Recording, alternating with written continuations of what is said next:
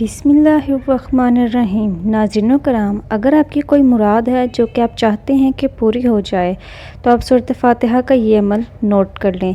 इस सूरत फ़ातिहा में 7 आयतें हैं। 3.5 आयतें अल्लाह ताला के लिए और 3.5 आयतें बंदे के लिए हैं। बल्कि किताबों में मिलता है कि इब्लीस भी 4 मरतबा रोया था और इसने आंसू बहाए थे। एक इस वक्त जब इस पर रब की लानत हुई, दूसरा इस वक्त जब आदम अलैहिस्सलाम की को तौबा कबूल हुई, और तीसरा इस वक्त जब हज़रत अकरम सल्लल्लाहु अलैहि वसल्लम को नबी व रसूल बनाकर भेजा गया। चौथा इस वक्त जब ये सूरत यानी सूरत फ़ातिहा नाजिल हुई।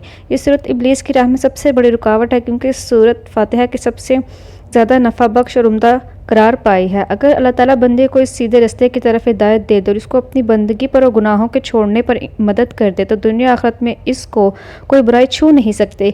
अल्लाह पाक फरमाते हैं कि जब बंदा अल्हम्दुलिल्लाहि रब्बिल आलमीन कहता है तो अल्लाह पाक फरमाता है कि मेरे बंदे ने मेरी सना बयान की। जब बंदा कहता है अर्रहमान अर्रहीम तो अल्लाह पाक फरमाता है कि मेरे बंदे ने मेरी बुजुर्गी बयान की। जब बंदा इय्याका नअबुदु व इय्याका नस्तईन कहता है तो अल्लाह पाक फरमाता है ये मेरे और मेरे बंदे के दरमियान है और ये मेरे बंदे के लिए है। मुराद मांगनी है। जो दुआ पूरी ना हो रही हो, हर नमाज के बाद मर्द हजरात मस्जिद में और औरतें घर में ही सूरत फ़ातिहा इस तरीके से पढ़े कि जब इय्याका नअबुदु व इय्याका नस्तईन पर पहुँचे तो 21 मरतबा इय्याका नअबुदु व इय्याका नस्तईन पढ़ें। इसको पढ़ते रहें जब तक 21 बार मुकम्मल ना किया जाए। इस सूरत फ़ातिहा पढ़कर सजदे में सर उठा लो और आपने सूरत फ़ातिहा को सजदे में सर रख कर पढ़ना है। फिर अल्लाह ताला से वो मुराद और हाजत मांगनी है जिसके लिए ये अमल कर रहे हैं। इंशाअल्लाह आपकी हर दिली मुराद और दुआ फ़ौरन कबूल होगी।